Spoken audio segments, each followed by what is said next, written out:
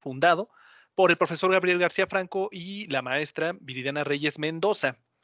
Movimiento Universo Valdemira ha visitado más de 900 escuelas de todos los niveles académicos, desde jardín de niños hasta nivel de posgrado. Ha dado conferencias en diferentes escenarios con un único propósito: el rescate de nuestras tradiciones a través del cuento, el mito y la leyenda. Vamos a empezar entonces a ver de dónde surgen las leyendas. Las leyendas son el reflejo de una cultura, de la cultura de una sociedad. Y a través del tiempo, los estudiosos de la cultura se han enfocado en diferentes cosas. Vamos a ver entonces que eh, la fase concreta, en la fase concreta, los estudiosos de la cultura se enfocaban en las costumbres. Después, en la fase abstracta, se enfocaban en modelos de comportamiento. Y en la fase simbólica, en eh, telarañas de significación. Es decir, las leyendas contienen símbolos. Los símbolos van cambiando conforme va pasando el tiempo. Pensemos en un símbolo muy común: los brindis.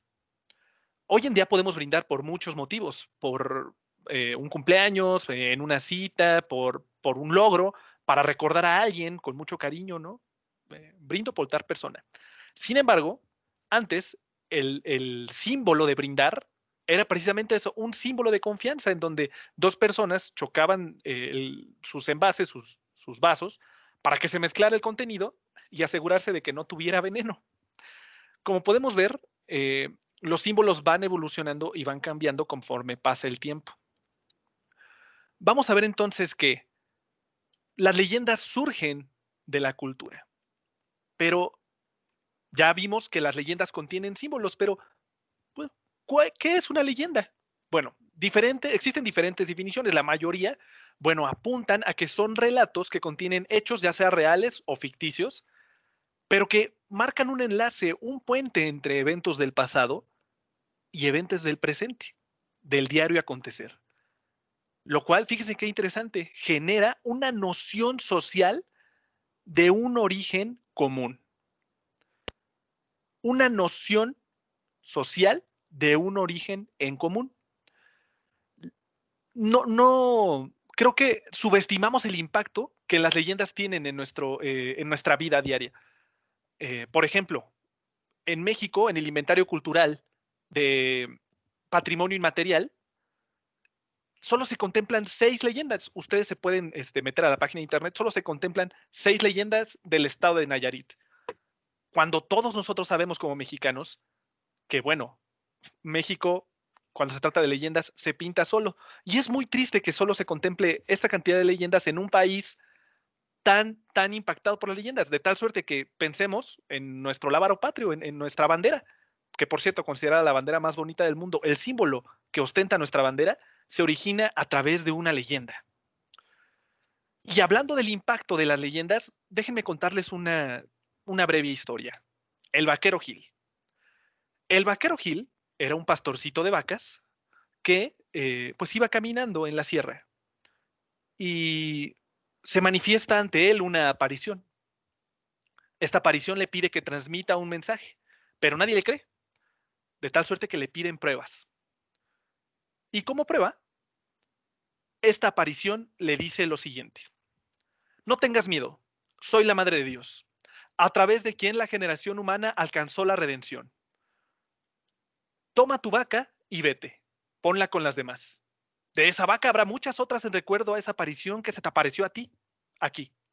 Y una vez que lo pongas con las otras vacas, irás a tu tierra y le dirás a los clérigos y al resto de la gente que vengan aquí a este lugar donde aparecí y que caben aquí y encontrarán una figura mía. Efectivamente, fueron, cavaron, encontraron la figura y construyeron un templo. Esta les suena familiar. Fíjense bien, esta leyenda es de un lugar conocido como Cáceres, en la provincia de Extremadura, en España. Este de aquí es la Sierra de Guadalupe, pero no la de aquí en México. La Sierra de Guadalupe que estamos viendo en este momento se encuentra en Extremadura. ¿Coincidencia? Difícilmente. Y ahora verán por qué. Este señor de aquí, llamado Hernán Cortés, es originario de Extremadura. utilizó una leyenda de su hogar con fines de conquista, ya sea espiritual o cultural. ¿Qué nos dice la historia? Bueno, esta historiadora nos menciona que la leyenda fue el instrumento de difusión del mensaje guadalupense en un primer momento mediante transmisión oral y después recogida en códices, libros, cuadros y grabados. Vemos entonces hasta qué punto las leyendas tienen impacto el día de hoy, que millones de personas se movilizan cada año eh, a un templo eh, y que la única diferencia del relato de Extremadura al relato de aquí, o bueno, existen muchas más, pero la diferencia más grande es que, a diferencia de allá, aquí el templo que se construyó encima del templo de otra deidad, la Tonatzin, la madre espíritu de los habitantes de la Náhuac, y que cuentan las leyendas que llegaban los sacerdotes del dios Huitzilopochtli a, entre el gran Moctezuma, ¿no? Y les decía, ¿qué dice el lamento? ¿Se escucha lamento de mujer? Bueno, ¿qué dice el lamento de mujer? Ay, mis hijos, ¿dónde poder esconder a mis pequeñitos? ¿Dónde ocultarlos del enemigo que se aproxima? Estamos conociendo las dos versiones de una misma historia, de nuestro pasado. Y creo que todos tenemos derecho, ya conocemos una, pero verdaderamente no se cuenta lo demás. ¿Qué había aquí antes? No tratamos tanto ese tema. Y bueno o malo, tenemos derecho a conocerlo. ¿Por qué? Pues porque responde a una de las preguntas más grandes que ha guiado a la humanidad a través de la historia. ¿De dónde venimos? Para saber hacia dónde vamos. Pero más importantemente, de manera más importante, ¿de dónde venimos? Para saber quiénes somos. ¿Quiénes somos en realidad? Esta práctica de tomar símbolos eh, pareciera, uno pensaría que quedó en el pasado, pero lo cierto es que no. Hoy llegan empresas, bueno, no sé si llamarle empresas, mejor dicho, negocios, que toman símbolos, los comercializan, alejan su concepto totalmente de lo que eran originalmente e incluso los ponen por debajo de otros símbolos con el único propósito de ganar dinero. Afortunadamente, las leyendas transmitidas en la tradición oral nos permiten darle un enfoque completamente diferente. Y vamos a hablar ahorita un poco de tradición oral.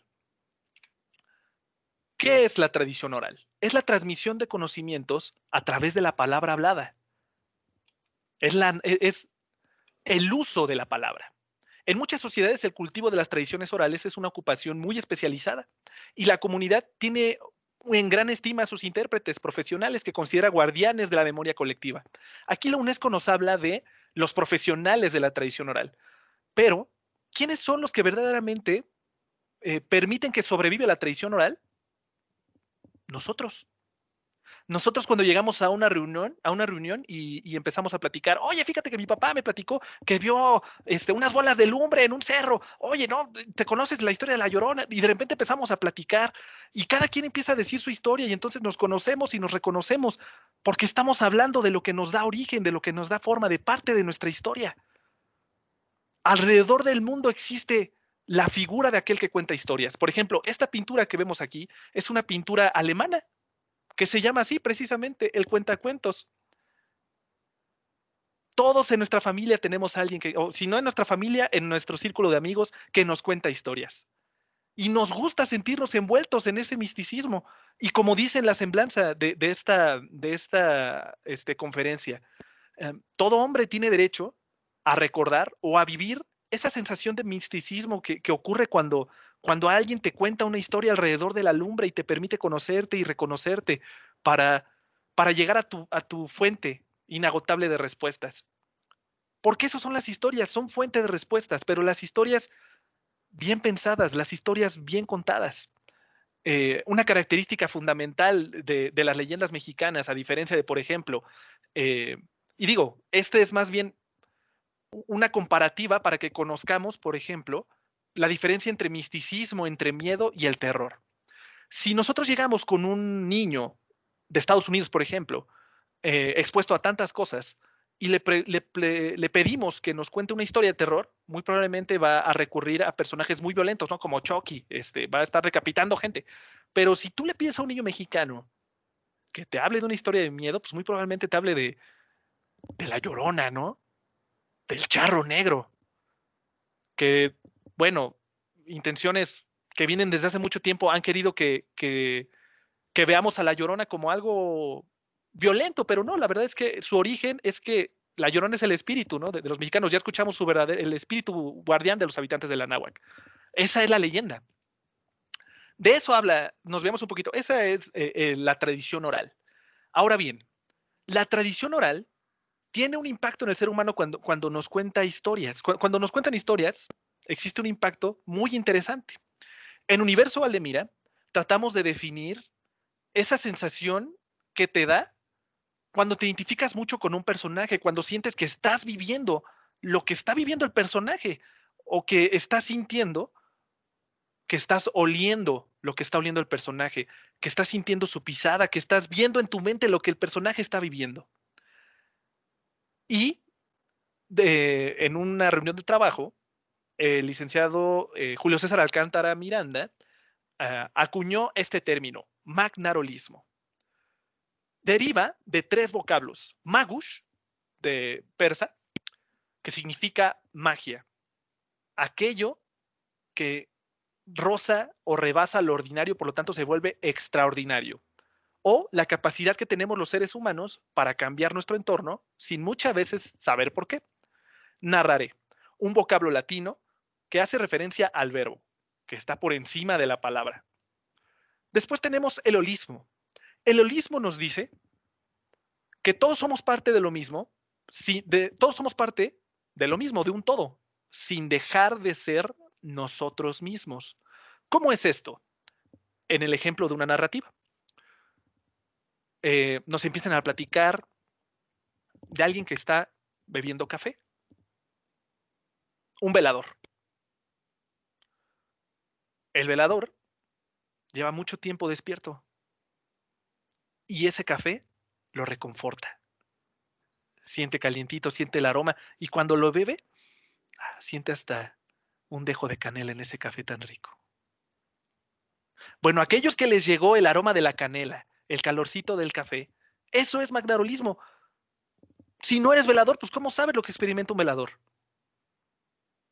Si no eres una bruja, ¿cómo sabes lo que experimenta una bruja? Bueno, a través del magnarolismo, la magia de la narrativa para llegar al holismo, la magia de la narrativa para llegar a recordar que todos formamos parte de lo mismo sin dejar de ser nosotros, sin dejar de ser un individuo.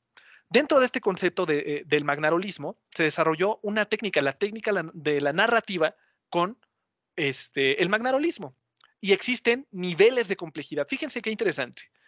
El primer nivel de complejidad para narrar una historia a través de la técnica de magnarolismo es a través, la complejidad se alcanza dependiendo de los personajes o los participantes en la narrativa.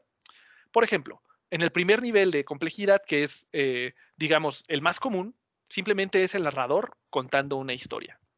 En el segundo nivel es el narrador interpretando, transmitiendo, dando voz hasta 6 personajes. Después tenemos el narrador interactuando con los personajes que pertenecen al reino de la fantasía. Con respecto a la complejidad 3, ahorita vamos a ver un poquito más adelante que hay eventos en los que se empiezan a narrar historias y surgen los personajes y las personas están interactuando también con los personajes de la narrativa. Tenemos el nivel de complejidad 4, el narrador interactuando con los personajes, pero estos mismos cuentan historias.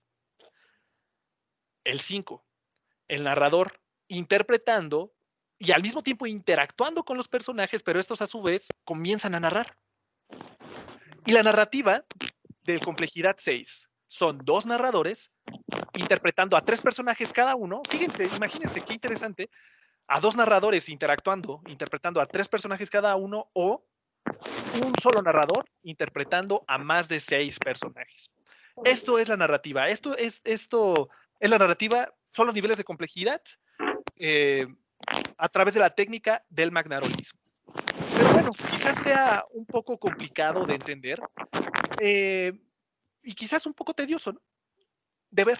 En ese sentido, bueno, pues quisimos traer para ustedes un ejercicio, una práctica de la narrativa en su segundo nivel de complejidad, es decir, un narrador interpretando a menos de 6 personajes. Vamos a verlo. Bueno, antes que nada, necesitaría una confirmación de que se escucha el audio. ¿Sí se escucha? Sí, sí se escucha. Perfecto, Sí. perfecto. Vamos a ver.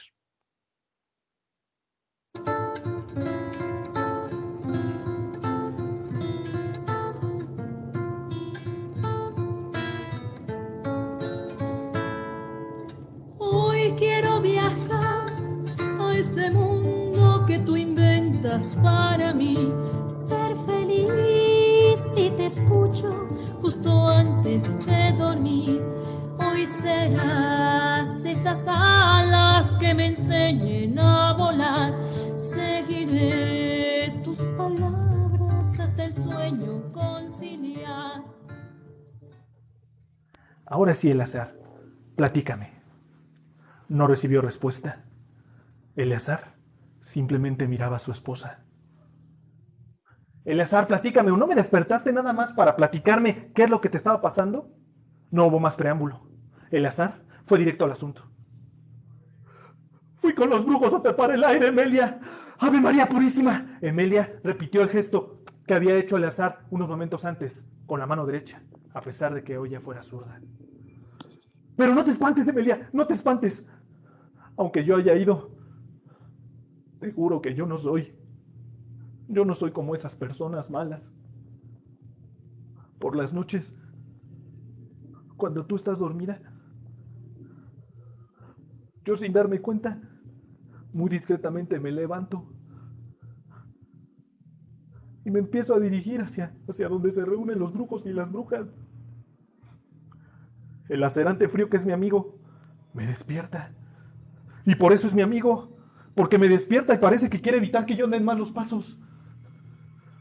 Quiere evitar que yo vaya ahí con los brujos y las brujas, que danzan, que se transforman en animales horrendos,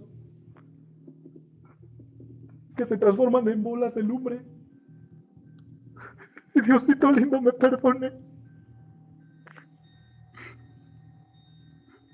Pero no pude hacer nada para evitar que le hicieran daño a esa pobre criaturita que llevaban para darse un festín. No te entiendo, Eleazar. A ver, explícate. Yo estoy bien dormido, mujer.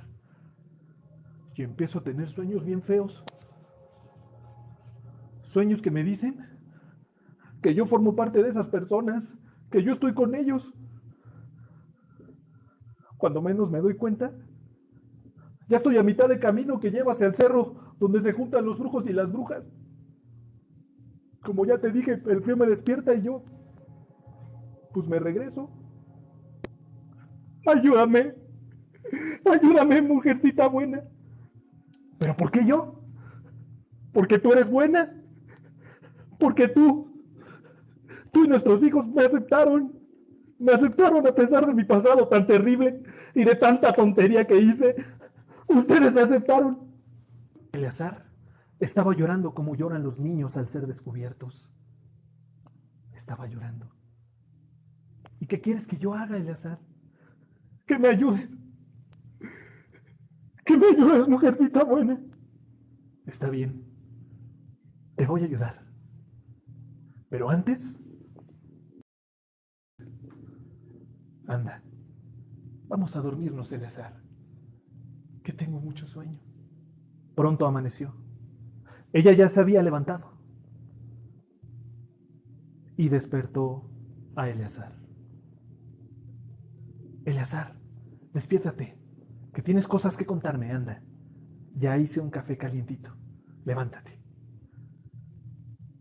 Mira que saber que tú ya sabías o tenías una idea de lo que yo hacía, la verdad es que no me ha dejado dormir muy bien, mujer. Bueno, eso no importa, ya descansaste aunque sea un poco y ya tienes tu café. Así que, anda, comienza a platicarme. Pues ahí tienes. Que yo estaba ya yendo hacia Tenango de Doria. Y en eso, que me encuentro al jefe de los brujos, mujer. Íbamos caminando y me dijo: Eleazar, quiero hacerte una incitación. ¿Una qué? Invitación. Ah, no, sí está bien, porque eso de andar incitando a la gente no es nada bueno. ¿Qué me quieres invitar?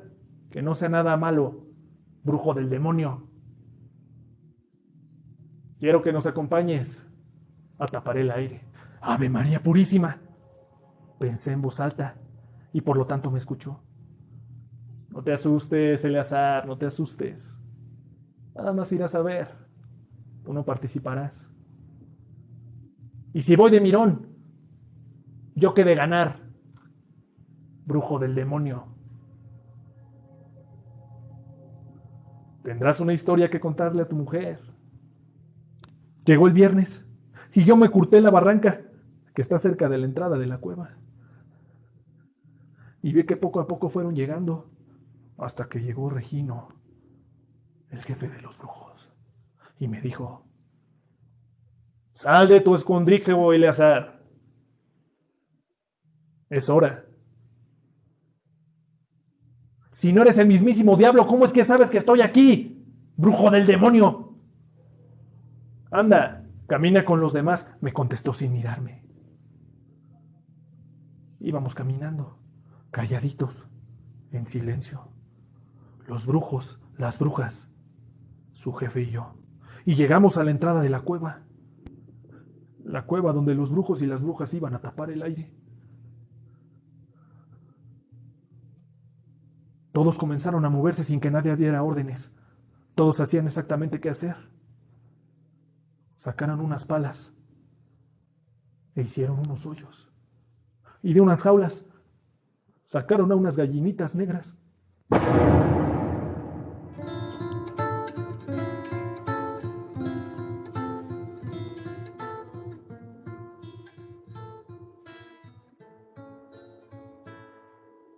Hoy quiero Bien. viajar. Esto, bueno, fue el segundo nivel de complejidad de la narrativa a través del magnarolismo, entendiendo que no se trata de memorizar un texto, no se trata de interpretarlo ni siquiera, no, es historia y vivir la historia, de tal suerte que aquellos que lo están escuchando también puedan sentirla y compartirla con aquellos que ellos consideren prudente compartirla. De eso se trata de la tradición oral, que nos permite conocernos nuevamente y reconocernos. Ahora, hay dos maneras, ahora sí vamos a entrar un poquito más en la materia, digo, el nombre de esta ponencia es la narrativa como instrumento de desarrollo turístico. Hay dos formas en las que hemos abordado la narrativa como desarrollo turístico. Una más de rebota que otra, pero vamos a ver. El primero es los recorridos de leyenda. En México, pues existen muchas organizaciones de recorridos de leyendas. Sin embargo, pues no operan, digamos, en un ambiente o en un sentido de viabilidad. ¿A qué me refiero con esto? Enfrentan muchos problemas de índole muy complejo, desde la falta de capacitación para atender a turistas extranjeros, la falta de trascendencia, de que a pesar que llevan, no sé, más 10 años en funciones, no pueden trascender la barrera de la micro o la pequeña empresa.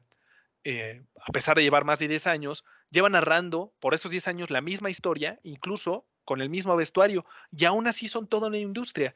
En los pueblos mágicos, ustedes no me dejarán mentir, estoy seguro que cerca del 80%, el 90% de los que estamos aquí hoy en esta ponencia, en cuando menos una ocasión nos hemos sentido atraídos por un recorrido de leyendas en algún pueblo mágico de México. Eso es innegable. Ahora bien, en este sentido digamos, la falta de profesionalización que existe en estos grupos y considerando la importancia que tienen las leyendas en el impacto de una sociedad y en el impacto particularmente de la sociedad mexicana, pues se desarrolló o se propuso un proyecto de investigación que propone un modelo de sistema viable para las organizaciones de recorridos de leyendas. Vamos a entrar en aspectos un poco técnicos en el ámbito de las organizaciones de recorrido de leyendas y el turismo. Esta investigación como se mencionó, propone un modelo y siguió una metodología de sistemas suaves, evidentemente desde una perspectiva sistémica. Esta metodología consiste en 7 estadios divididos en el mundo real y en el pensamiento de sistemas. Vamos a ir viendo poco a poco cada estadio. Vamos a ver. Viendo las organizaciones de recorridos de leyendas como un sistema, el estadio 1 nos indica que primero es necesario identificar el entorno y las organizaciones de recorrido de leyendas. Pero no solo eso, sino qué agentes componen a las organizaciones de recorridos de leyendas y a su entorno. Cabe mencionar que para poder determinar esto, se tomó mano de la experiencia que tiene Universo Valdemira en su incursión en la industria turística y, por supuesto, de un análisis previo a organizaciones de esta naturaleza, ¿no? Y pues se consideraron aspectos que antes o que, no que antes, sino que las organizaciones normalmente no consideran como la capacitación, la narrativa, el vestuario mismo, ¿no? Tanto al interior como al exterior. Por ejemplo, al exterior, los hoteles, la propiedad intelectual, las funciones teatrales, considerando que se pueden realizar alianzas comerciales. Más adelante vamos a ver un ejemplo de esto. En el estadio 2, no se me espanten, está enredadín, pero ahí está. En el estadio 2, tiene estos dibujitos porque la metodología indica que el investigador necesita colocar imágenes que le permitan recordar qué es cada cosa. Es decir, es un mnemotécnico. A mí me sirvió para identificar a los elementos sin que, de una manera más sencilla. Vemos entonces que las flechas rojas identifican el nivel identifican las relaciones ausentes, las flechas negras identifican las relaciones óptimas y las líneas puntadas las relaciones intermitentes. Entonces, estos diagramas nos permiten identificar la manera en la que se relacionan o la manera en la que son las relaciones relevantes de estos agentes. Vamos a seguir una para que quede más o menos claro. Fíjense bien. Tenemos, por ejemplo, un agente que antes no existía, que no se consideraba, era el cronista local. El cronista local no tiene relación con los escritores y este a su vez pues, no tiene dirección con los directores. Esto es sumamente relevante porque el director es aquel que da el estilo a la narrativa, es decir, va a proveer lo necesario para que cada organización de recorrido de leyenda desarrolle su propio estilo. El escritor va a adaptar las leyendas que se obtengan del entorno, que en este caso es el cronista local. En este sentido, había organizaciones que en sus recorridos de leyendas mencionaban a Chucky. Estaban en medio del bosque y de repente salía Chucky. Digo, no creo que eso sea una leyenda, es más bien un personaje de una película de terror, ¿no? Entonces, se consideró al cronista local pues para darle autenticidad, ¿no? Y entre otros muchos factores. En el estadio 3 se consideró, el estadio 3 tiene que ver con un mnemotécnico. Este mnemotécnico es Katowe, que significa clientes, los clientes del sistema, los turistas y la población, los actores, el proceso de transformación, que es el que estamos viendo ahorita. Esta investigación propuso un proceso de transformación para las organizaciones de recorrido de leyendas, considerando a la población y a los cronistas locales, entre otros factores que antes, nuevamente, no se consideraran. ¿Cómo es el proceso de una organización de recorridos de leyendas turística? Bueno, fíjense bien. Tenemos que entra la información. Esta información es entregada por los cronistas y la población, porque ¿quién si no la población va a conocer las leyendas de su localidad? Esto es muy importante, trascendental, porque a través de las leyendas los turistas van a poder conocer la cultura del lugar. Entonces, esta información es transformada por el escritor, el director, los intérpretes.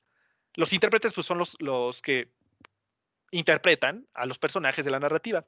El técnico logístico y los técnicos.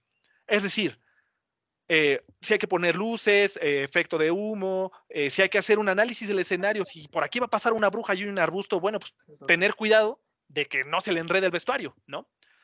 Este proceso de transformación va a dar como salida un recorrido temático de leyendas. Este mismo recorrido va a arrojar una información que se va a gestionar para nuevamente pasar al proceso de transformación. Después tenemos, dentro de este mnemotécnico, está el vocablo en alemán Weltanschauung, que significa el mundo relevante o la visión de los involucrados. Para obtener la visión de los involucrados, obtuvimos el testimonio de una parte del sistema, de un participante del sistema. En este caso, como ejemplo, tenemos un participante de la población. Se entrevistó sobre su visión positiva o negativa a una habitante del municipio de Parral, en Chihuahua, que tiene muy buenos recorridos de leyendas, muy recomendables. Y se le preguntó, oiga, ¿usted qué piensa? ¿Cuál es su visión positiva de estos recorridos? Ah, bueno, pues son buscados por los turistas, permiten conocer aspectos diferentes de la historia de la localidad y complementan y resaltan los lugares importantes de la localidad. Entonces observamos ahí una congruencia entre lo esperado y la realidad. Y la visión negativa. Ah, bueno, pues les falta capacitación, lo mencionado anteriormente, para atender a turistas extranjeros. Tienen recorridos con horarios limitados. El salario es bajo. En eventos especiales no existe la capacidad para atender la demanda. Es decir, muchos de los problemas mencionados antes con otros forman parte de la visión negativa de la población local, al menos en ese sentido. Esto nos permitió, una vez identificado todo lo anterior, la visión positiva y negativa nos permitió generar sistemas relevantes. ¿Cuáles son los sistemas? ¿Qué son los sistemas relevantes? Bueno, a los sistemas relevantes se les asigna una función y una teleología, se le llama según la visión sistémica. Se proponen tres. Primero, el sistema de actividad humana, que se encarga de la planeación técnica y tecnológica, el desarrollo creativo y la capacitación. Tres aspectos muy importantes que tienen que estar relacionados entre sí para que las funciones del sistema de actividad humana se cumplan. Después tenemos un sistema técnico, que se va a hacer encargo de los efectos especiales, el escenario y el vestuario. Y después, por último, tenemos la dirección estratégica, que se va a encargar de la estructuración del recorrido, el plan y la ejecución. Y estos tres sistemas no funcionan de manera aislada. Al igual que los seres humanos, forman parte de un todo, sin dejar de ser ellos mismos. ¿Se dan cuenta? Ahora bien, en el estadio 4 se tiene que operacionalizar, es decir, darle una serie de dimensiones para poderla comparar con la realidad. Se le mencioné hace ratito la palabra teleología, su razón de ser. Por ejemplo, tenemos que la razón de ser del sistema de actividad humana, su propósito, es hacerse responsable de los subsistemas de capacitación, desarrollo creativo, planeación técnica y tecnológica, siempre manteniendo estas dimensiones sistémicas, la autopoiesis, la simbiosis mutualista, la evolución y la gestión. En el estadio 5 nos permite generar un contraste entre la realidad y las funciones del modelo de sistema viable propuesto por Stafford Beard. Este modelo contiene 5 subsistemas y cada uno cumple con su función. Aquí tenemos el ejemplo, el contraste de la realidad con el sistema 1 del modelo de sistema viable. Dice, la aplicación de la tecnología es constante, se integra al vestuario manteniendo elementos como el maquillaje, la utilería y generando propuestas para su diseño o adquisición. Es decir, en los recorridos de leyenda analizados, se tiene todo esto. El uso de la tecnología, hay vestuario, se usa el maquillaje y se generan propuestas. Esto forma parte de sus funciones básicas. En contraste con el sistema 1, que precisamente habla de eso, de las funciones básicas, pues dice, se cumplen las funciones básicas para que exista el sistema y la sinergia es óptima. En ese sentido, seguimos avanzando. En el estadio 6, una vez obtenido todo ese contraste, podemos identificar, conforme a las dimensiones sistémicas asignadas, cuáles eran las carencias principales de las organizaciones de recorridos de leyendas. Y vemos que, por ejemplo, pues, tienen cierto problema en la evolución, en la planeación y en la autopoiesis, ¿no? Ahora bien, después de esto se genera una propuesta, y ahora sí, la propuesta del modelo de sistema viable de una organización turística de recorridos de leyendas. Vamos a ver sistema por sistema. El sistema 1, bueno, consiste en 3 unidades básicas: la capacitación, el desarrollo creativo, el despliegue técnico y tecnológico. Ahora bien, ¿qué significan todas estas rayas? Bueno, tenemos la unidad operativa, la capacitación. La capacitación, por ejemplo, si alguien requiere un curso de inglés para atender a un turista extranjero, puede que exista alguien al interior de la organización que sepa inglés. Puede que no. Entonces habrá que buscar en el entorno. Se buscan cursos de capacitación en el entorno. Esta imagen de aquí, esta mancha rara, simboliza el entorno. Después tenemos esta unidad de operación, es coordinada por una unidad de coordinación que están interconectadas entre sí. Este es el sistema 1. Después el sistema 2 se va a encargar de simple y sencillamente coordinar que las unidades de coordinación, valga la redundancia, funcionen de manera normal. Después tenemos el sistema 3. El sistema 3 se va a encargar de la gestión de los recursos. La gestión de personal, los recursos culturales, la gestión legal, las ventas, las finanzas, todo lo que tiene que ver con el aspecto de el sistema 3. Pero tiene un sistema de apoyo, el sistema 3 asterisco, que va a obtener información de las unidades de operación en dado caso de que alguien se le escape al sistema 3. Vamos entonces al sistema 4. El sistema 4 se va a hacer cargo de la investigación de mercado en el entorno y el entorno futuro. Es decir, nos va a permitir generar estrategias para dar frente a lo que pudiera venir. Después tenemos el sistema 5. El sistema 5 es este cuadrito de aquí. Y este en su totalidad, el sistema 5 es este cuadrito de aquí y se va a hacer cargo de las políticas generales. Es el que va a transmitir todas las instrucciones necesarias al interior del recorrido para que las cosas funcionen como tienen que funcionar.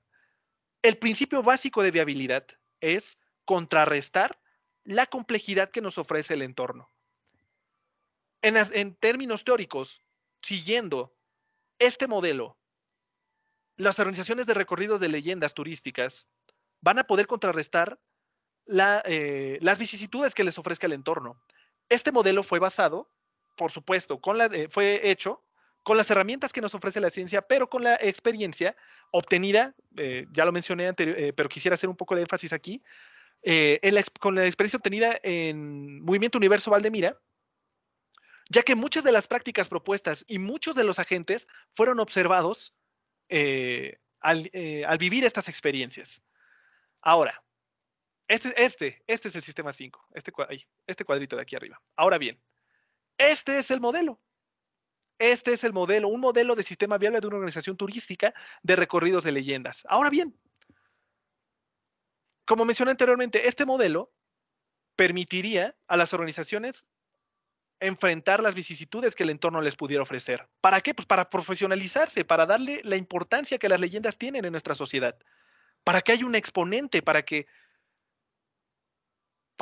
México sea representado dignamente y que sea reconocido por sus leyendas. Ahora bien, les quisiera mostrar un ejemplo de las buenas prácticas encontradas en Movimiento Universo Valdemira en un evento que se llevó a cabo gracias a un convenio que se realizó en un hotel. En este evento, pues participó el elenco del recorrido de leyendas, recorridos en el bosque para Valdemira, y bueno, pues fue derivado de una alianza con un hotel, algo que las organizaciones de recorridos de leyendas hoy en día no realizan. Simplemente lo ven como un negocio, ¿no? Y se pierde mucho de vista esta parte de que se puede desarrollar mucho de tal suerte que esto puede ser una gran industria. Entonces, vamos a ver este breve video que sirva como prueba de todo lo anterior que acabo de explicar. Este es el resultado.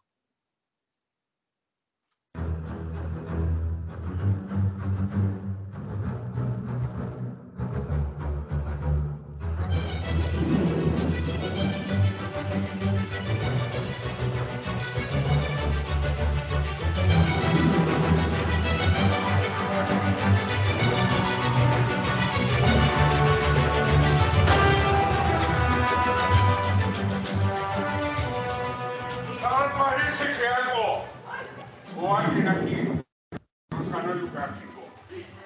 Tendremos que regresar en otra ocasión. Son demasiadas personas.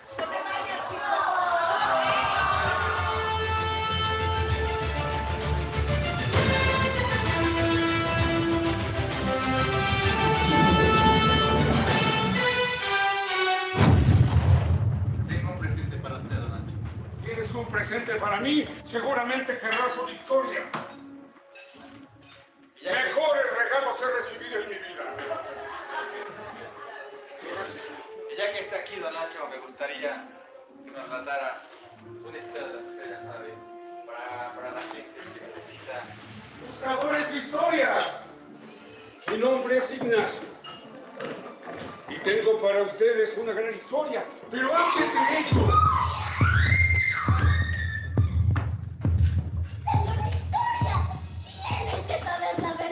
Tú ya no perteneces a esta dimensión. Tú ya eres descarnada. Deja a estos buscadores de historias en paz y márchate ahora mismo. Cállate, Nacho. ¿Tú por qué no quieres que se enteren los demás de lo que está sucediendo?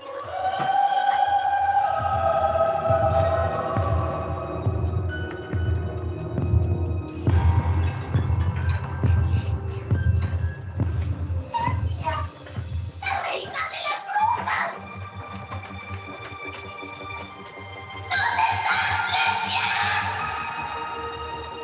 Mi nombre es Gerardo Aguirre Sarmiento, ejecutivo de ventas del Hotel El Paraíso. Estoy a vuestro servicio. Invitaros al Hotel El Paraíso, que es un lugar en serio formidable. Es un lugar pues de venir con tu familia, de estar muy contentos, de pasar un buen rato, de venir a degustar al restaurante y de venir también a hacer tu evento. Créanme que si vienen a conocer el lugar y si vienen a ver lo hermoso que es el lugar, les va a encantar. Me pueden contactar por medio de nuestra página web y también les puedo dar mi correo paraisobendites@hotmail.com y mi teléfono es 01771 715 5654. Te estoy llamando de la manera en que tú necesitas ser amado o amada. Mejor dicho, buen viaje.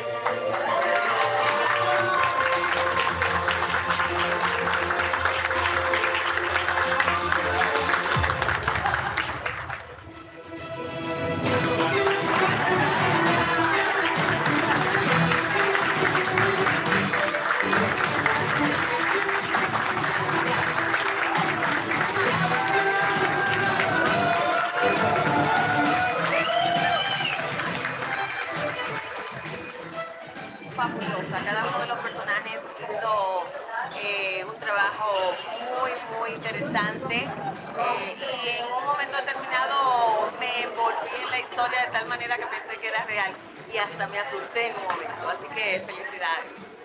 Para mí es un placer conocer la historia mexicana a través de las historias que cuentan, conocer la cultura, conocer los mitos que están detrás de estas tierras hermosas. Así que muchas gracias, me quedé encantado con lo que vi. Gracias.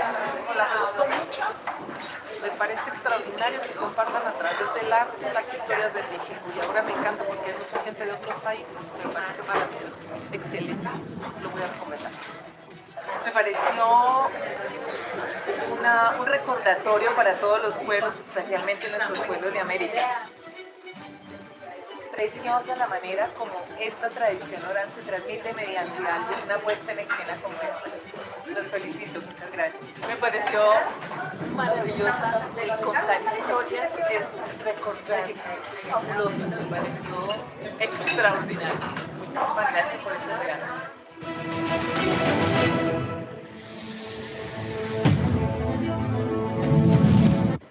Bien, es necesario, es una experiencia muy bonita y sí creo necesario comentarlo. Las historias despiertan en nosotros sensaciones que quizás teníamos olvidadas. Es muy bonito llegar a las escuelas y hay una parte en la que el proceso para llegar a las escuelas es primero los papás, se les narra, se les da una plática y luego, por ejemplo, en primaria, a grupos primero y segundo, tercero, cuarto, quinto y sexto, ¿no? Pero es muy interesante, es muy bonito ver, por ejemplo, cuando se les narra a los papás que a veces llevan a bebés, niños de brazos de 2 o 3 años. Hay una parte en la que el profesor Gabriel hace como la Llorona, ¿no? Empieza, ¡ay, mis hijos! Y de repente, pequeñitos de 2 o 3 años dicen, la Llorona, la Llorona. Y los papás mismos han dicho, pues es que nunca le hemos platicado al respecto. Está en nuestra sangre. forma parte de nosotros y jamás debemos olvidarlo. En esta presentación era un evento especial que el hotel estaba ofreciendo a los gerentes de diferentes partes de Latinoamérica de la industria automotriz. Y el hotel quería que se fueran con un buen sabor de boca, que se fueran con algo propio de México, que no encontraron en ningún otro lugar. Y se fueron con historias, y ustedes lo vieron. Tenemos mucho por ofrecer, y es muy atractivo. Hoy en día, en este ambiente de pandemia, los estudiosos del turismo afirman que lo que va a rescatar al turismo es el turismo local.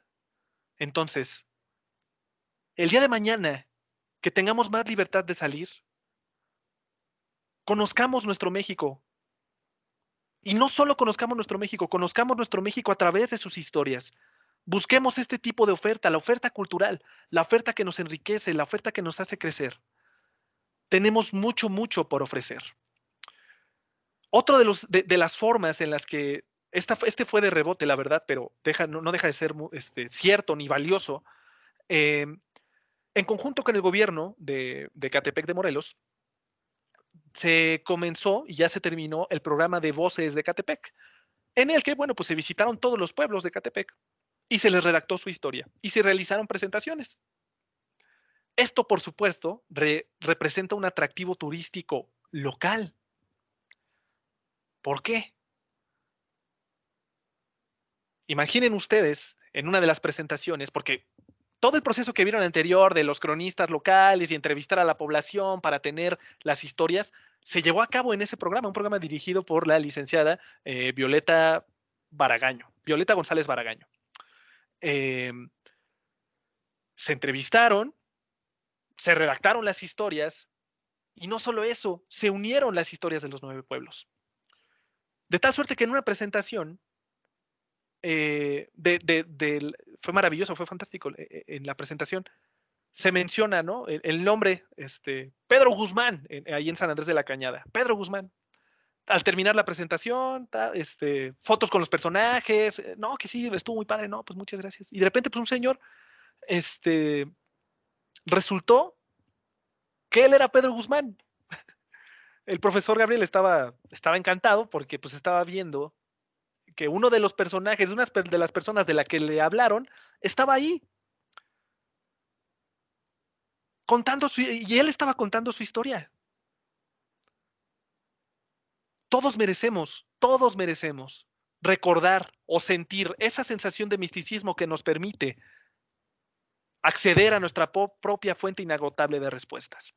Estos eventos especiales son, por supuesto, otro acercamiento mediante las narrativas para el desarrollo turístico.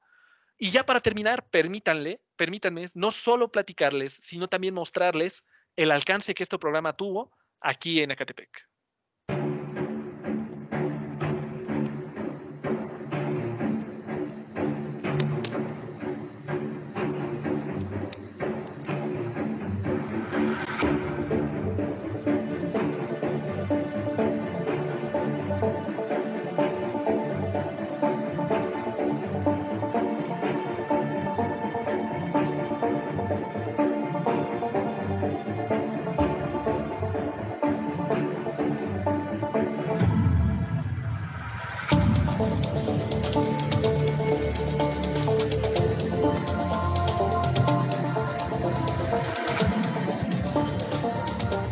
El Ayuntamiento de Ecatepec, presidida por el ciudadano Luis Fernando Vilchis Contreras, el DIF municipal, presidido por la licenciada Esmeralda Vallejo Martínez, y la Dirección de Educación y Cultura, dirigida por el ingeniero Jorge Yáñez García, presentan a Universo Valdemira en el programa Voces de Ecatepec, el rescate de nuestras tradiciones a través de los cuentos, mitos y leyendas mexicanos. El día de hoy vamos a presentarles historias raras y extrañas, donde estos personajes van a presentar su historia. Buscadores de historias. Estoy buscando al patriarca Melquiades por una simple y sencilla razón. Tengo que entregarles un mensaje. Pero para que puedan entender la importancia de este mensaje es necesario que les cuente una historia.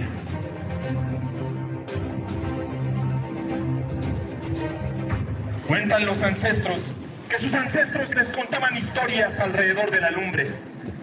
Una de esas historias hablaba de un camino real. ¿Qué haces aquí, Nahuala? No pronunció tu nombre para invocarte. Retírate. Nahuala, esta noche he escuchado que vendrá el Señor Muerte. No querrás encontrarte con él. Dejen en paz a estos buscadores de historias. No le hagan caso. Su atención aquí, por favor. Sí, soy Nahuala. Eso no es ningún secreto. Yo nací en Guadalupe, Victoria.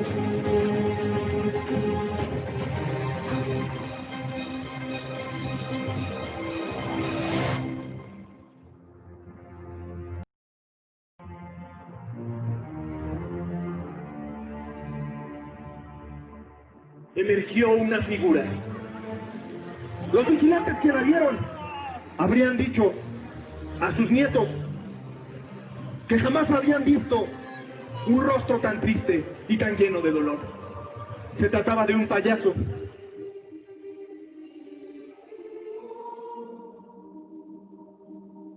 Si ustedes ven a Melquiades, díganle que Gabito no está en paz. Y díganle que lo veré en el árbol de siempre.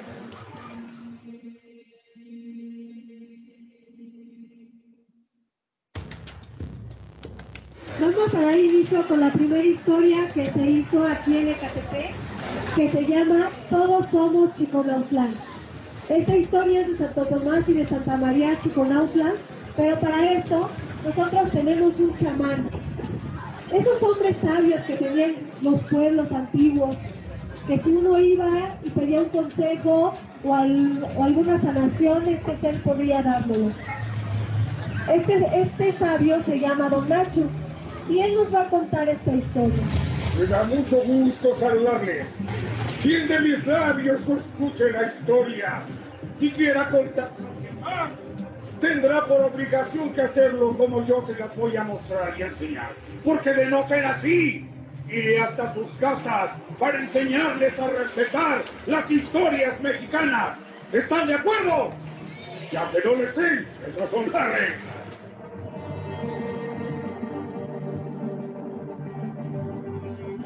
El frío era gélido. Amenazaba quebrar los huesos de los pobladores de Chiconautlán. Santa María y Santo Tomás. ¡Tienes que saber la verdad! ¡Tienes que saberlo! ¡Escuchen! ¡Tienes que saber la verdad! ¡Un momento, Raquel! ¡No le hagan caso! ¡Ella no pertenece a este plano! ¡Es una bruja, pero está un poco mal! ¡No le hagan caso! ¡Cállate, Nacho! ¿Tú por qué no quieres que se enteren todos los demás de lo que está pasando? Así que sí, escúchenme con atención.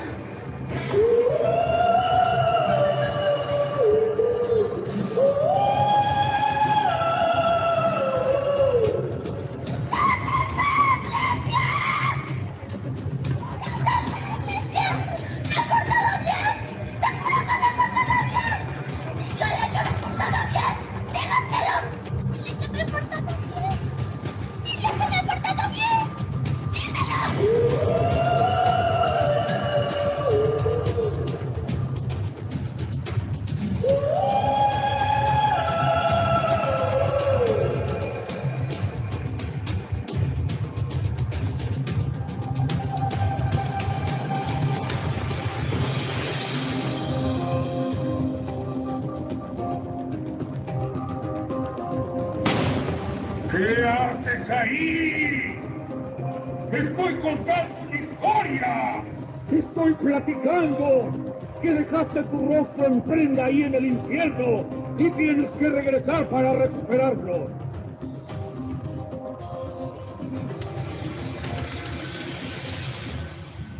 ¿Otra vez tú aquí? ¿Acaso eres un demonio oculto en ese disfraz del Señor Muerte?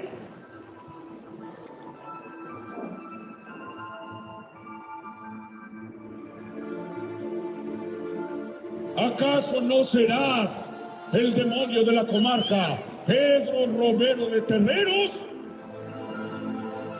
¿Acaso has venido por alguien de los aquí presentes?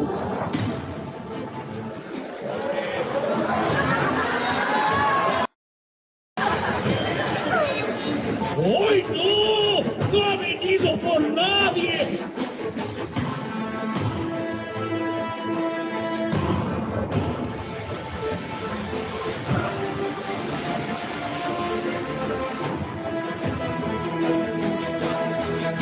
La Llorona tiene un nombre. ¿Quieren saber cuál es su nombre? La Gran Madre Tonantzin, la Madre Espíritu de los antiguos mexicanos. Y donde tenía su adoratorio es en un lugar que hoy se conoce como el Tepeyac.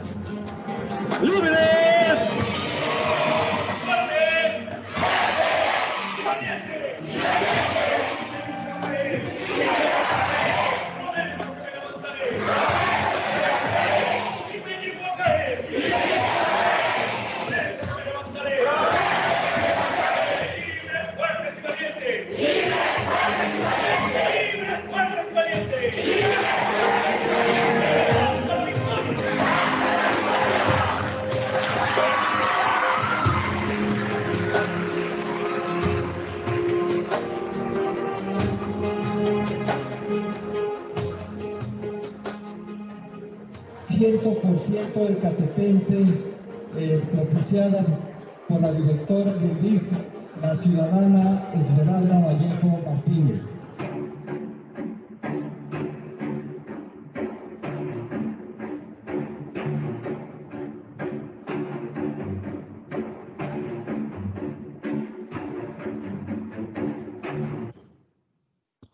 Esto fue Voces de Ecatepec, un breve resumen de del trabajo que se ha venido haciendo. Como pueden ver, bueno, fue un trabajo en diferentes escenarios, en diferentes condiciones, lloviendo, con mucho frío. Estoy seguro que algunos de los que están aquí llegaron a asistir a alguno de esos eventos. Y bueno, afortunadamente, pues se recibieron muy buenos comentarios y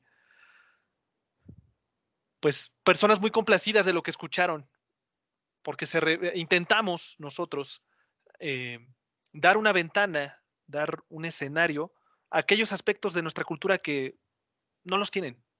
Y en escenarios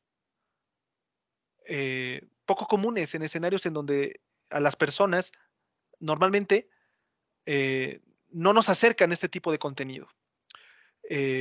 Hoy en día estamos trabajando en el proyecto Rincones Emblemáticos de Ecatepec.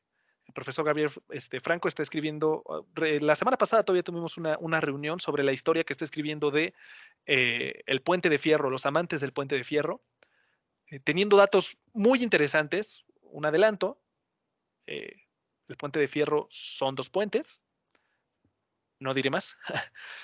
Pueden ver el resultado de estas historias en nuestra página de Facebook, en la página de Facebook del Ayuntamiento del Gobierno de Ecatepec, en la página del DIF municipal y en nuestro canal de YouTube, Movimiento Universo Valdemira. En este sentido, bueno, pues les agradezco mucho la invitación, les agradecemos mucho la invitación, les agradecemos mucho que nos hayan dado la oportunidad, que nos hayan invitado a este evento tan padre, tan bonito que organizan las autoridades de la Universidad Autónoma del Estado de México. Estamos muy complacidos de venir nuevamente, es la segunda vez que nos invitan y bueno, nosotros más que encantados. Les agradecemos, les agradezco mucho, mucho su atención y pues bueno, quedo atento a sus preguntas y pues intentaré darles respuestas. Muchas gracias.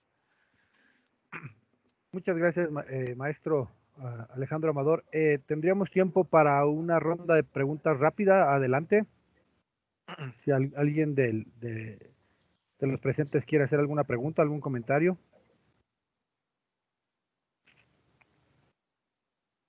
Bueno, en lo que se anima a alguien, a mí en lo particular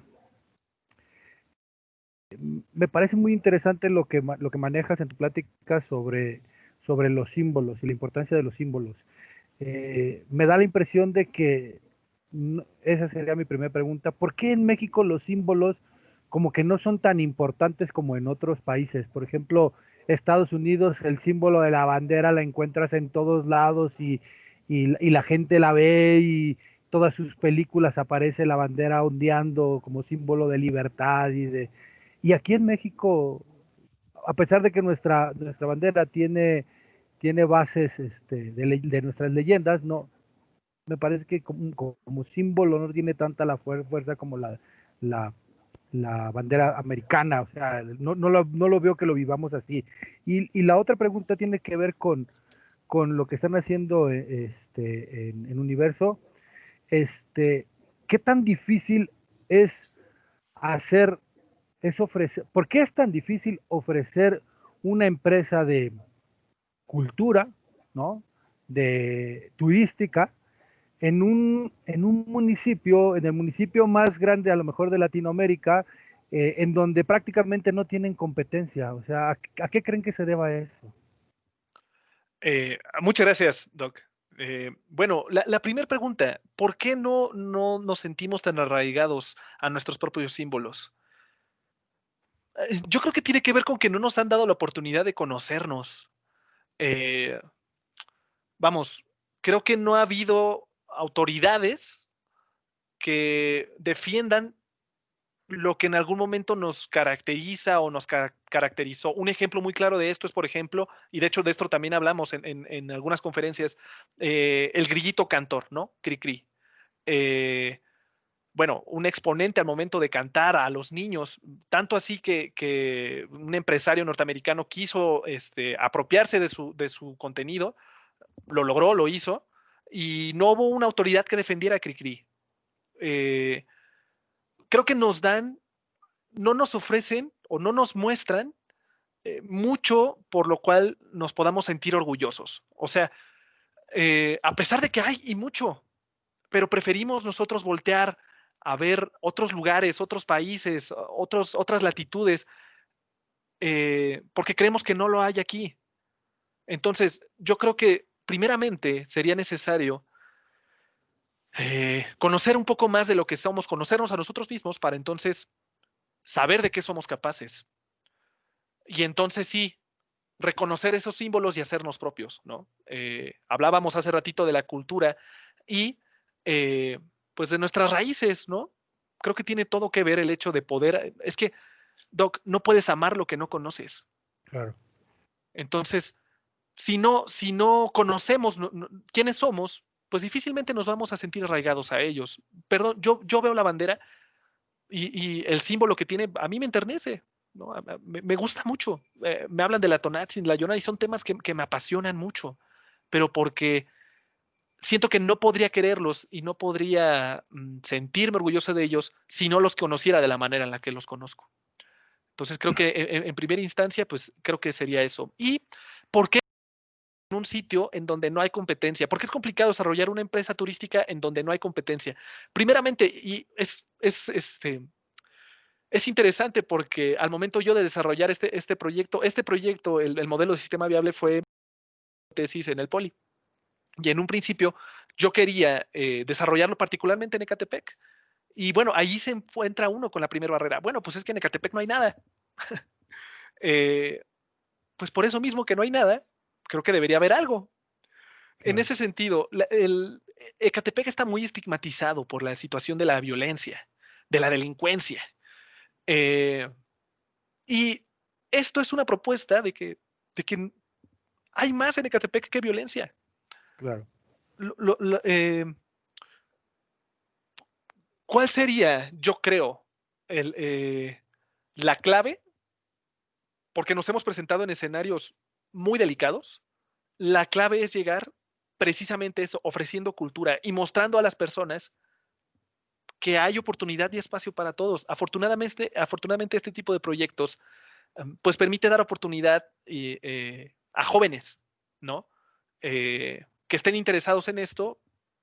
Y bueno, pues sería preferible que estén practicando cómo desarrollar la técnica del magnarolismo a que estén haciendo cualquier otra cosa menos productiva, ¿no? Sí. No sé si eso contestó su pregunta. Sí, claro. Creo que da para platicar muchísimo, Correcto. Alex. Sí. Creo que da para platicar muchísimo en algún otro momento. Yo terminaría, si no hay nadie más que quiera participar, comentándote que me gusta mucho la propuesta, ¿no? Actualmente pensamos en buscar. Tenemos a Jesús Eduardo Flores Lara. Adelante, Eduardo. Y a Saraí Santos. Después de Eduardo, Saraí. Adelante.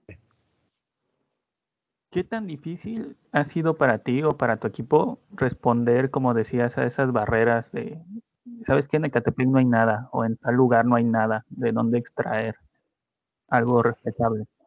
Aparte del sentido cultural, el sentido como de visión general que se tiene.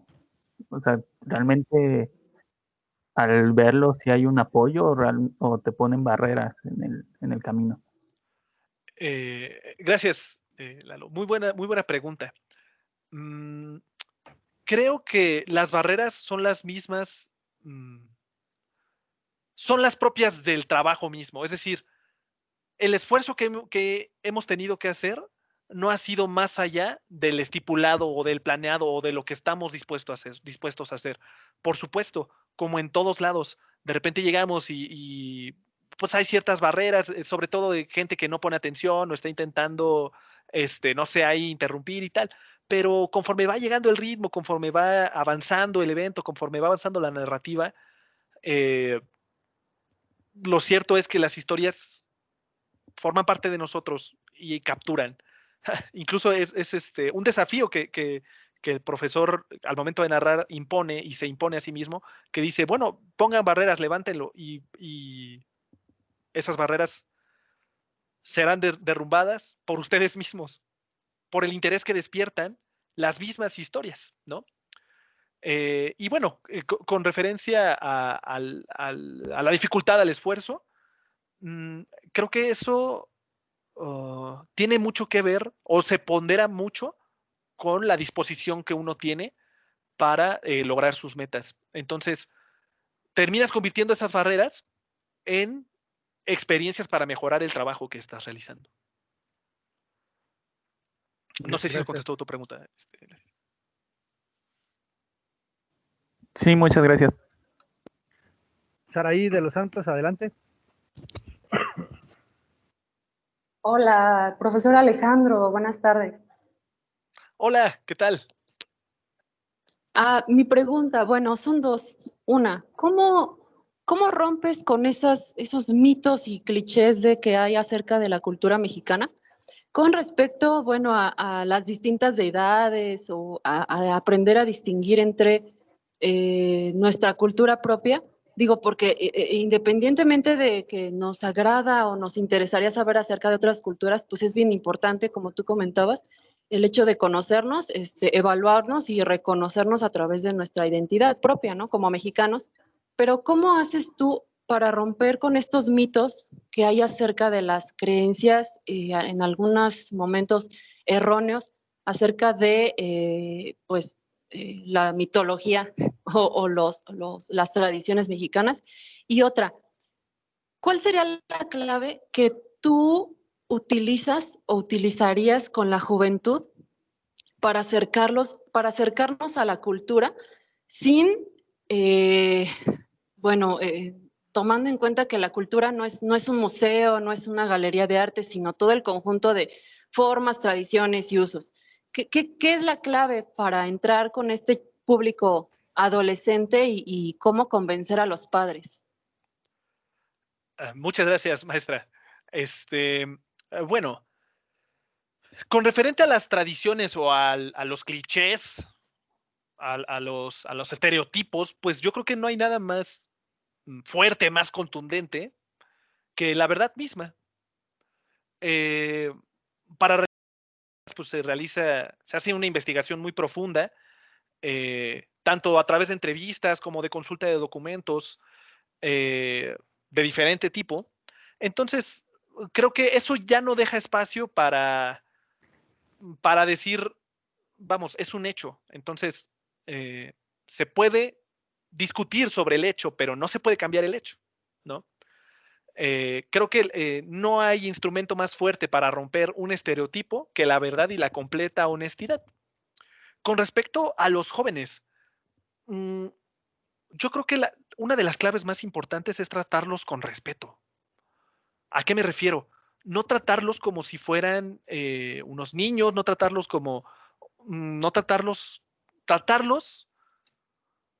con dignidad, no ser condescendientes. En la experiencia que hemos vivido, hemos estado, por ejemplo, en una secundaria en Tepito. Un escenario muy fuerte, muy delicado. Sin embargo, pues se llega y se les habla fuerte a los jóvenes. No, a ver, aquí no están en el recreo, no están en su casa, aquí vienen a un taller. Y esto es un taller cultural y el encargado de este taller somos nosotros. Aquel que no esté dispuesto a poner atención es libre de retirarse. Nadie se salió. Yo creo que para acercarlos a la cultura es primero tratarlos con respeto y después ponerles la opción, ponerles las posibilidades de que ellos se acerquen, para que ellos mismos se acerquen a estas posibilidades, ¿no? Como bien lo mencionaba, no se trata de un museo, no se trata de una galería, se trata de lo que alberga el museo, de lo que significa el museo, de lo que quiere expresar la galería. Se tiene que acercar a los jóvenes poco a poco, siempre tratándolos con dignidad, con respeto, con el respeto, con el respeto de su edad, con el respeto de no tratarlos con condescendencia y siempre acercándolos a las posibilidades correctas, ¿no? Que siempre exista por encima de cualquier otra cosa una posibilidad que te permita crecer, como lo es la cultura. Muchas gracias, maestra Saraí Ariadne. Gracias. Y es que gracias, maestra Saraí. La cultura es mucho más que el espacio, ¿no? Claro. Es mucho más que el museo. Yo también creo que el llevar aspectos culturales de calidad con este respeto que comentas es el camino para poder captar la atención de quien sea, no solo de los jóvenes, ¿no? Claro. Rosy tiene otra pregunta, tiene levantada la mano. Adelante, Rosy. Sí, hola, buenas tardes. Buenas tardes. Don Alejandro, buenas tardes. Mire, yo fui subdirectora de turismo aquí en Ecatepec, 2006-2009. Quiero felicitarlo por este trabajo que está haciendo. En realidad, efectivamente, Ecatepec está bañado de cultura, de riquezas y nos faltan jóvenes como usted que nos ayuden a impulsar nuestra cultura, nuestra riqueza. Estoy sumamente o gratamente sorprendida de haber visto el trabajo que está realizando, sobre todo en nuestro Ecatepec, que como bien dice, está ahorita estigmatizado por la violencia, pero si hubiera jóvenes como usted o con su equipo que se bañara con toda esa sabiduría que saben de nuestras leyendas, de nuestras raíces, Ecatepec sería otro. Profundamente agradecida por este trabajo que usted está realizando. Muchas gracias. Dios lo bendiga. Muchas gracias. Muchas gracias. Igualmente, muchas gracias por sus palabras. Muchas gracias. Pues Muchas gracias, maestra, muchas gracias, Alejandro. De verdad que yo quisiera terminar diciendo eso, recalcando eso, que me parece que en estos tiempos buscamos nuevas oportunidades de negocio hacia adelante como si fuera solamente la base de la tecnología. Y ustedes lo que están haciendo es encontrar nuevas oportunidades de negocio viendo hacia adentro, viendo hacia nuestro pasado, hacia nuestra historia, ¿no? Que me parece que es algo espectacular, porque además no solamente es una oportunidad de negocio, sino que también genera identidad, ¿no? Genera identidad, genera pertenencia, ¿no? Lo decíamos hace un rato, de repente pensamos que Ecatepec no tiene nada, pero creo que es que no nos hemos dado cuenta de que somos un municipio que está formado de un mundo de gente con diferentes culturas, con diferentes fortalezas, con diferentes aspectos, y que bueno, a lo mejor por la dinámica de nuestro municipio no lo visualizamos, pero como decíamos, está la Casa de Morelos, está el Puente de Fierro, ¿no? El Albarradón, el Albarradón, el Albarradón, Ejecatl, no tan el bonito, por magnífico, ¿no? El cerro, supuesto. muy bonito. Un sitio Entonces, creo que tratar de destacar esos aspectos culturales de nuestro municipio es fundamental, ¿no? Y muchísimas gracias por mostrar a la comunidad universitaria estas oportunidades de negocio, y esperemos que esto permita multiplicar el número de empresas o de pequeñas empresas o de emprendimientos que se enfoquen a ofertar de este tipo, ¿no? Por el tiempo tenemos que cerrar, entonces me permitiría yo compartir no la presentación, perdónenme, la Constancia. constancia. Muchísimas gracias, Alex. Es que aquí está. La voy a leer, aparecerá en un momento en su pantalla. Universidad Autónoma del Estado de México, el Centro Universitario UAM Ecatepec otorga la presente constancia a Alberto Alejandro Amador Reyes por su valiosa participación con la conferencia La narrativa como instrumento de desarrollo turístico, la cual impartió durante la Semana Académica Multidisciplinaria 2020, llevada a cabo de manera virtual en la comunidad universitaria del Centro Universitario UAM Ecatepec. Ecatepec, Estado de México, a 13 de noviembre del 2020, firma nuestra encargada del despacho de la dirección, la doctora Alma Galindo Carvajal. Profesor Alejandro, muchísimas gracias y gracias, pues tendremos plática para futuras reuniones. Así es, muchas gracias. Muchas gracias a todas. Adelante. Pero como anuncio, el día jueves el profesor dará participante de este evento, el arte de la comunicación, por si a las 4 de la tarde, por si quieren asistir, están más que invitados el profesor Gabriel García Franco. Nada más el comercial. Muchísimas gracias. En ese tenor iba mi cierre. Las y los invitamos a que continúen participando en esta semana multidisciplinaria que ha resultado muy interesante a pesar del medio, y más bien probablemente por el medio en el que le estamos haciendo. Un abrazo a todas y todos y pues nos vemos en estas conferencias. Hasta luego, muchas gracias. Hasta luego.